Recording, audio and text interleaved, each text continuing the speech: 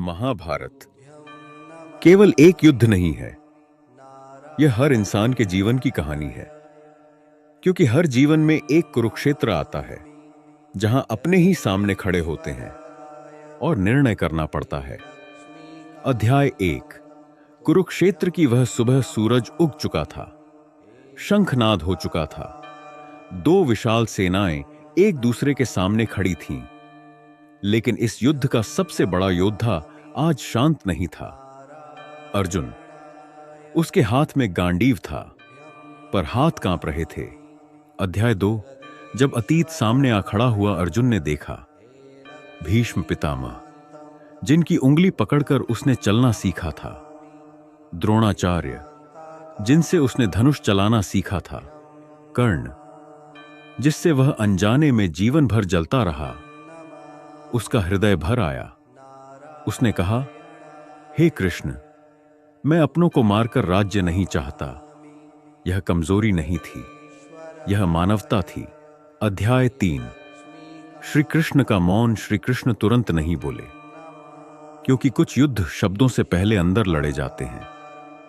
कृष्ण जानते थे, अगर अर्जुन आज टूट गया तो सिर्फ युद्ध नहीं हारेगा, जीवन भर पछताएगा। अध्याय 4। जीवन का सबसे कठोर सत्य। श्री कृष्ण बोले, अर्जुन, जो सामने खड़ा है वह व्यक्ति नहीं, वह उसका कर्म है। उन्होंने समझाया, रिश्ते शरीर से जुड़े हैं, धर्म आत्मा से जुड़ा है।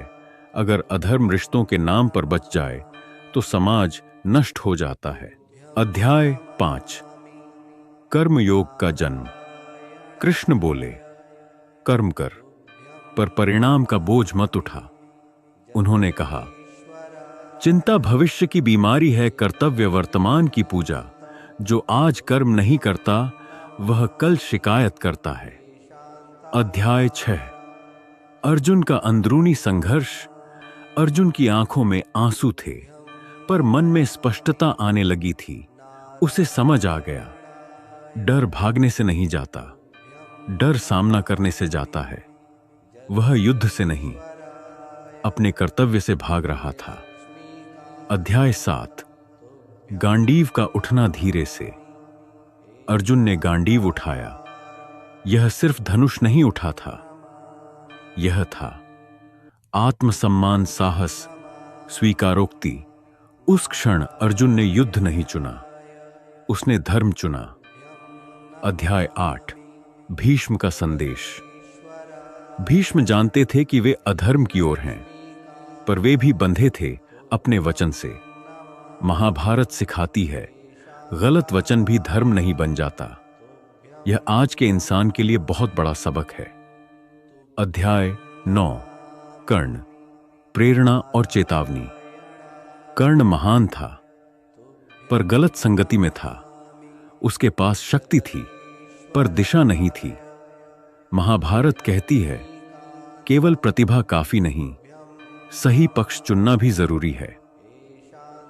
अध्याय 10। युद्ध के बाद का सच। युद्ध जीता गया, पर खुशियां नहीं आईं, क्योंकि महाभारत जीत का जश्न नहीं मनाती, वह उत्तरदायित्व सिखाती है। युधिष्ठिर का दुख हमें बताता है, धर्म का रास्ता कभी आसान नहीं होता। अध्याय 11।